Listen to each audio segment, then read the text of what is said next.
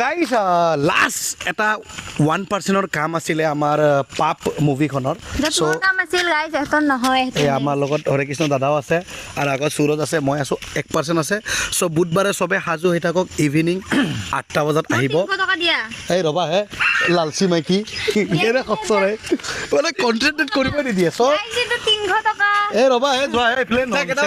চ' ৰবিবাৰে 8টা বজাত আহি আছে আমাৰ যোনখন নতুন মুভি একশ্যন চিৰিয়াছ ড্ৰামা বুধবাৰ ন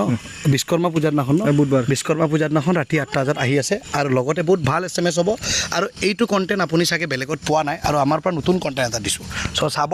আৰু থেংক ইউ বাকী এইগিলা দামী দামী কেমেৰামেন লৈ আহিছোঁ আমি ক'ব নালাগে চাওক তলত চাওক দামী কেমেৰামেন তলত এইটো চলো উঠাই দে 5, 6, 7